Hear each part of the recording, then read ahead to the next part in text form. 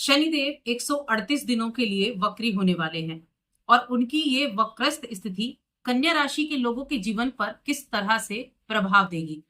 जय माता दी दोस्तों, आप सभी का स्वागत है हमारे YouTube चैनल अमृता एस्ट्रो में। और इस वीडियो में मैं बात कर रही हूं सबसे धीमी गति से चलने वाले ग्रह शनिदेव, कर्म के दाता शनिदेव के वक्री स्थिति के प्रभाव के बारे में।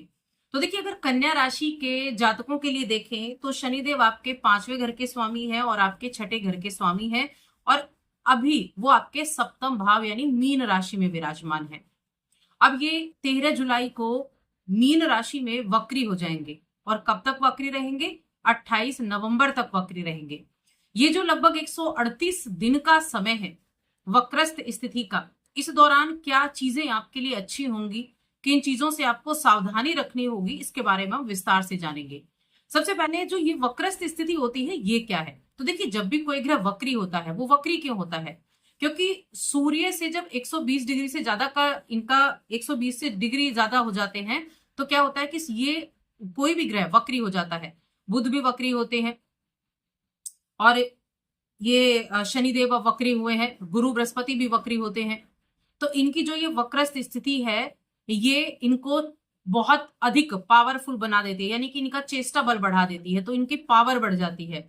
अब ऐसी पावर में व्यक्ति को अच्छे रिजल्ट भी मिल जाते हैं और अच्छे रिजल्ट नहीं भी मिलते हैं। लेकिन शनिदेव क्या है? कर्म फल दाता है और सबसे धीमी गति से चलने वाले ग्रह भी कहे गए हैं। सप्तम भाव में है। सप्तम भाव में वैसे भी शनिदेव को अच्छा नहीं माना जाता है, लेकिन उसके बावजूद अब शनिदेव का वक्री होना आपको एक तो सप्तम भाव के रिजल्ट तो देगा ही, साथ में एक घर पीछे के, क्योंकि उल्टी चाल चलते हुए प्रतीत होता है ना, वक्री का मतलब होता है उल्टी चाल चलना, तो ये आपको 6ठे घर के भी रिजल्ट देंगे। तो ये रिजल्ट आपके लिए कैसे रहेंगे, चलिए जानते हैं। आगे बढ़ने से पहले छोटा सा निवेदन है, चैनल पर पहली बार आए हैं, अभी तक चैनल को सब्सक्राइब नहीं किया है तो जरूर कर लें। देखिए, सप्तम भाव जो है, सप्तम भाव में शनिदेव है, तो यहां से अगर आप देखें तो आपके करियर के भाव पर शनिदेव की दृष्टि नहीं जाती है, यानी कि आपका करियर का भाव जो है वो बहुत ज्यादा इफेक्टिव नहीं हो रहा है। ठीक है, 6ठे घर में शनिदेव की उपस्थिति अच्छी मानी गई है, लेकिन आपके 6ठे घर में अभी राहु विराजमान है। शनिदेव की अगर मैं दृष्टियों की बात करूं तो आपके 9th हाउस पर है, आपकी राशि पर है और आपके 4थे घर पर है। लेकिन गुरु बृहस्पति की यहाँ आपके ऊपर कृपा बनी हुई है, क्योंकि गुरु बृहस्पति की दृष्टि भी आपके 4थे घर पर बनी हुई है और गुरु बृहस्पति की दृष्टि आपके द्वितीय भाव पर बनी हुई है और साथ में आपके 6ठे घर पर भी बनी हुई है। तो अब शनि वक्री से क्या होगा? देखिए, पहली चीज तो डरने की जरूरत नहीं, शनिदेव बहुत ज्यादा फर्क नहीं करेंगे, लेकिन हाँ, एक काम जरूर है, आपके जो आपका वैवाहिक जीवन है या जो पार्टनरशिप में काम करते हैं उनके लिए थोड़ा सा यहाँ ध्यान रखने के लिए जरूरी होगा कि आपकी वाणी के जरिए आप एक दूसरे के एंटी ना हो जाए, या फिर छोटी छोटी बातों पर तुनक मिजाजी ना हो जाए, छोटी छोटी बातों पर गुस्सा ना आ जाए, विवाद की स्थिति ना बन जाए। ऐसे में क्या करना है?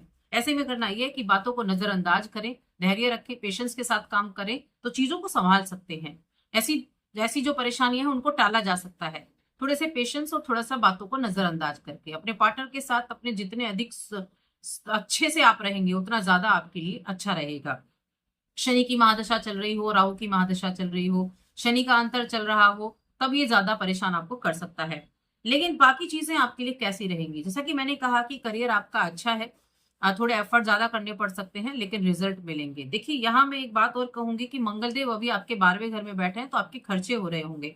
जब आपकी राशि में आ जाएंगे तो शनि के साथ समसप्तक योग भी बन जाएगा, लेकिन फिर भी उसके बावजूद क्या होगा कि आपके लिए अगस्त और सितंबर में ये क्या होगा, आपके लिए कुछ प्रॉपर्टी वाहन खरीदने का योग बनता हुआ दिखाई दे रहा है। कोई प्रॉपर्टी में इन्वेस्टमेंट, किसी प्रॉपर्टी से लाभ या कोई वाहन वगैरह आप खरीद सकते हैं, यहाँ बहुत अच्छा योग आपके लिए बना हुआ है। या फिर किसी मकान में कोई रेनोवेशन का काम आप करा सकते हैं।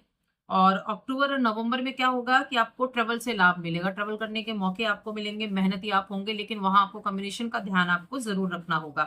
भाई बहनों के साथ अच्छे से पेश आना है, इस चीज का भी ध्यान रखना है। लेकिन अगर हम जुलाई की महीने की बात करें, जब शनिदेव 13 जुलाई को वक्री होंगे, तो इस जुलाई के महीने में थोड़ा सा खर्चा आपके लिए रहेगा। जीवन साथी के ऊपर भी आप खर्च कर सकते हैं, यात्राओं के ऊपर खर्च कर सकते हैं, और साथ में अगर आपका कोई कोर्ट केस वगैरह चल रहा है तो आपको सावधानी भी रखनी होगी, वहां भी आपको पेशेंस के साथ काम करना होगा। क्योंकि जितना देखिए इस टाइम पीरियड में शनि क्या दिखाते हैं, शनि आपको पेशेंस रखना ही सिखाते हैं, क्योंकि शनि बहुत धीमी गति से चलते हैं। अब कोई अगर धीमी गति से चल रहा है तो उसको एक जगह से दूसरी जगह पहुंचने में बहुत ज्यादा टाइम लगेगा। तो ऐसी अवधि में क्या होता है कि आपको पेशेंस रखना होता है, तो इसीलिए उसके रिजल्ट पाने के लिए पेशेंस रखने की आवश्यकता है। जैसा कि मैंने कहा, शनि ऐसा नहीं है कि आपको रिजल्ट नहीं देंगे, शनि आए हैं तो रिजल्ट भी देंगे, लेकिन थोड़ा टाइम लगा सकते हैं। यहाँ सबसे बड़ा जो प्रॉब्लम आपको हो सकती है, एक तो आपके रिलेशनशिप में, वैवाहिक जीवन में हो सकती है, पार्टनरशिप के बिजनेस में हो सकती है, थोड़े बहुत हेल्थ इश्यू हो सकते हैं। अगर आपने अपने खाने पीने की चीजों पर ध्यान नहीं दिया, अपना एक अच्छा रूटीन फॉलो नहीं किया। देखिए, रूटीन फॉलो करना, अनुशासन में रहना, ये आपकी चीजों को ठीक कर सकता है, क्योंकि शनि जो है ना वो अनुशासन में रहना सिखाते हैं। अगर आपने अपनी खाने पीने की चीजों पर ध्यान दिया, एक्सरसाइज वगैरह की, अपना अच्छे एक रूटीन बनाकर उसको फॉलो किया, तो हेल्थ भी अच्छी रहेगी और बाकी चीजों में भी राहत आपको देखने को मिलने वाली है। अब देखिए यहाँ मैं आपको कहूंगी कि शनिदेव जो है वो हो सकता है भाग्य का सपोर्ट आपको कम मिले, क्योंकि नवम भाव पर दृष्टि जा रही है। लेकिन ऐसा नहीं है कि भाग्य का बिल्कुल साथ मिलेगा ही नहीं, बाकी ग्रह भी तो अपना काम करेंगे। तो कहीं ना कहीं थोड़ा बहुत आपको ऊपर नीचे हो सकता है, लेकिन बहुत ज्यादा फर्क नहीं पड़ेगा। बस खर्चे थोड़ा 28 जुलाई तक ज्यादा आपके लिए हो सकते हैं। रिश्तों की मैं बात करती हूँ, तो रिश्तों के मामले में जैसा कि मैंने कहा, वैवाहिक जीवन में ध्यान रखना है। और अगर हम बात करें आपके प्रेम जीवन की, तो देखिए प्रेम के भाव के स्वामी आपके शनिदेव होते हैं जो सप्तम में बैठे हैं। अब यहाँ पर क्या है कि प्रेम विवाह के योग तो ये बनाते हैं, लेकिन वक्री हो गए हैं।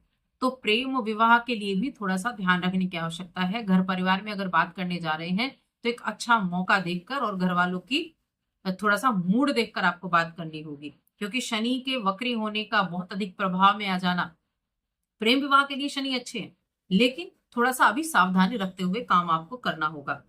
क्योंकि कहीं ना कहीं गुरु भी आपको सपोर्ट करते हुए दिखाई देंगे, जो शुक्रदेव है वो भी आपको सपोर्ट करते हुए जरूर दिखाई देंगे। तो थोड़ा सा ध्यान रखना है बस। और हेल्थ की हमने बात कर ली। शिक्षा की अगर हम बात करें तो शिक्षा के मामले में मिले जुले परिणाम आपको देखने को मिलेंगे।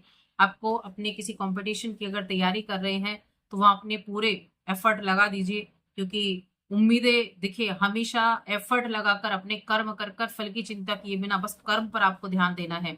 देर सवेर लेकिन रिजल्ट आपको पॉजिटिव मिल जाएगा। ठीक है ना। तो इन समय अवधि में आपको उपाय क्या करने चाहिए ये भी हम जान लेते हैं।